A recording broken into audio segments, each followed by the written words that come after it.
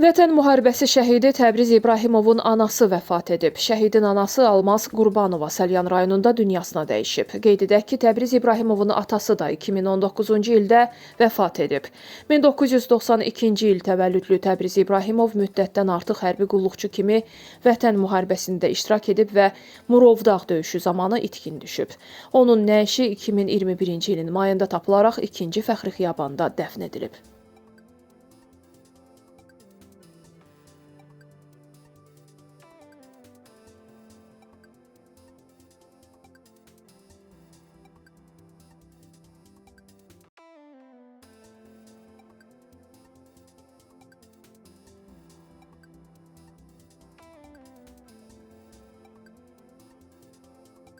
Ötən gecə saat 01 radələrində İsmayıllı rayonunda ağır yol qəzası baş verib. Vaz 2107 markalı avtomobilin 1983-cü il təvəllüdlü sürücüsü Yasin Rəhimovun idarəetməni itirməsi nəticəsində nəqliyyat vasitəsi yolun kənarındakı obyektə çırpılıb.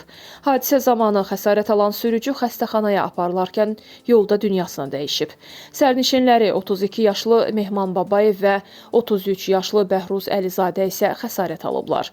Daxili İşlər Nazirliyinin mətbuat xidmətinin Şəki regional qrupundan bildirilib ki, faktla bağlı rayon polis şöbəsində cinayət işi başlanılıb, istintaq aparılır.